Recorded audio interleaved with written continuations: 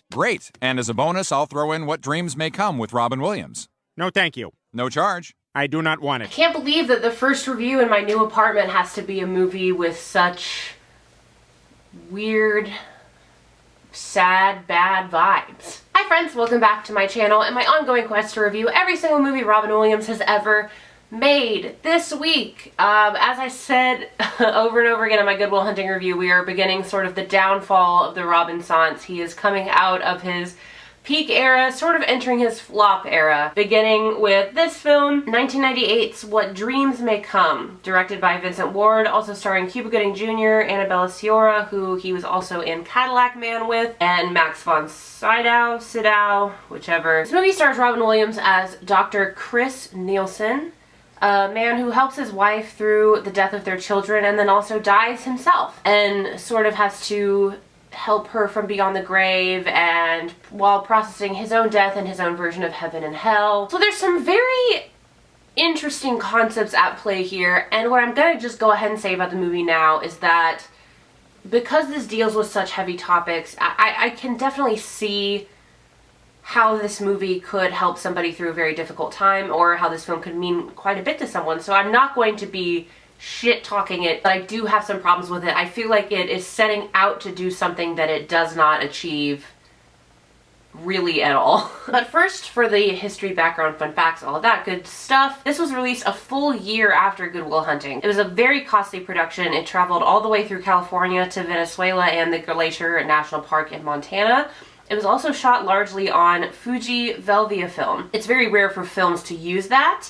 It's known among landscape photographers for its vivid color reproduction, which makes sense because Robin Williams' wife's character is a painter, so in his heaven, he sees his heaven as recreations of her paintings, and the visual effects are very stunning. The film looks fucking gorgeous. In those parts, the version of hell is a little bit like, what? Visual effects development group called Mass Illusions, who also developed the bullet time visual effects in The Matrix, helped work on this film to give it that look like they were in a painting and they were separate from the painting. And like I said, those parts of the film are very visually stunning and beautiful. This was a film that offered Robin an opportunity to sort of contemplate his spirituality and the end, and grapple with suicide, depression, a lot of those types of things, grieving. He joked in interviews a lot to, I guess, deflect some real pain that he was experiencing from the story, and Annabella Sciorra apparently also had, I'm sure I'm mispronouncing her name, but she apparently also had a lot of trouble working on this film just with the places that it required her to go. And she initially did not even want to do the movie at all and thought it was going to be too intense and sad, and then she did a read-through with Robin and changed her mind. But Robin's makeup artist said that he, throughout this film, would go into sort of a protective mode for his co-stars in order to almost make himself feel better. He would make himself feel better by sort of like coddling and trying to lessen the pain of the people that he was around.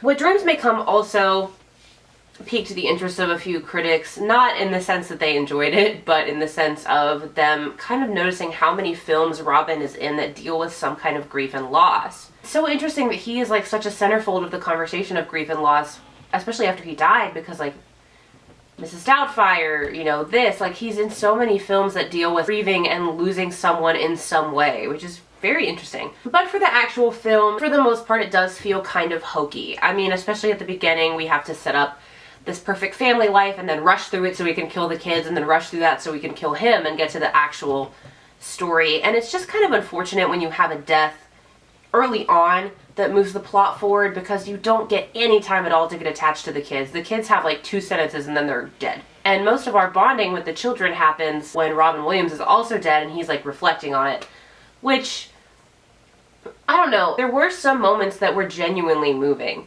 They were just kind of few and far between. A lot of something that felt like it was trying very, very hard to say something and be something that it was not. Like, there's no intense, deep conversations in this like I thought it was trying to do. The closest that we get is when, spoilers, I guess I have to do a spoiler for this. The closest that we get to like a genuine conversation is when the character of the wife kills herself because she can't deal with the loss anymore. And that's where the plot really sets in motion, is that she goes to hell and Robin Williams decides he's going to go to hell to save her.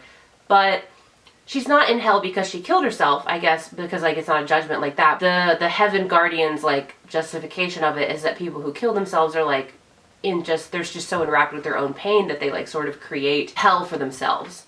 And they can never get out of that. And so that was interesting, but it just didn't, then we immediately go to, like, bodies crawling and being like, oh, and like fire and ships and somebody being like, I didn't pay my taxes. Like, there were a couple of times that they tried to make a joke in here, like there's this beautiful painted bird that's flying by and it shits turquoise paint on Robin Williams, and I was like, okay, this is not the tone that you're going for at all. Because I had read how difficult this was to make, like, just emotionally for the cast, I was expecting this to be a lot more heart-wrenching than it was, and it's really not.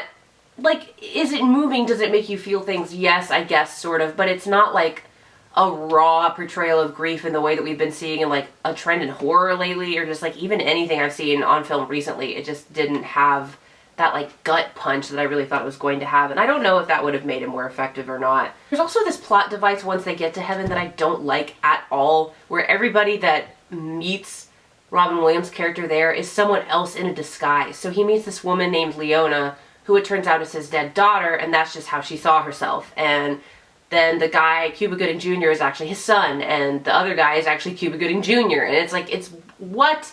Like, I don't know why they had to, they justify it sort of, I just don't like how they had to have every character in heaven portraying somebody else, and then we get the reveal. Like, ending is also one of those endings where everything gets tied up in a perfect little bow and everybody gets to be happy. And for a movie like this that is dealing with such difficult stuff, it's almost better, as we saw in Mrs. Doubtfire, it's like better to leave the ending a little bit bittersweet so that you can see the good and the bad and everything, and you can move forward and cope with that. And especially for people that, you know, might turn to this film when they're struggling with grief and loss, as I assume probably a lot of people have, a perfect little, like, bow ending like that is not going to be really what you want. If I could say one thing about this film, I would say that it is admirable. It is doing something that not a lot of other films are doing, both visually and, I don't want to say plot-wise, because the plot is kind of where it falls flat. Like, we have the visuals and we have this setup of this story, but then the plot is what doesn't deliver, and the characters don't really deliver either, because Robin's character in life is like this perfect angel doctor man who dies trying to help somebody else. It's just like, it's admirable because it's set out to do something really beautiful and special and unique, and it just kind of falls short of that, but it did try, and you can tell that it tried, so that's why I don't want to shit on it. In general, though, it did get a lot of shit. It was a flop. It had the $85 to $90 million budget, just with everything between all the costs, and made about $75 million internationally. The reviews were generally mixed, trending towards more negative. A critic from the LA Times, who didn't really like Good Will Hunting either, said that the awkward truth is that Robin Williams is a brilliant comedian who is no more than a passable serious actor, which I personally disagree with, because I went on a whole rant about how great of a serious actor I think he is in a lot of my videos, but this is not the movie that shows his chops as a serious actor. It's basically just him running around being confused by his surroundings and then getting angry and crying, like, maybe twice. So, not an award nomination performance by any means. Robin was kind of unfazed by the reception of this film, and he said, I don't need the coin.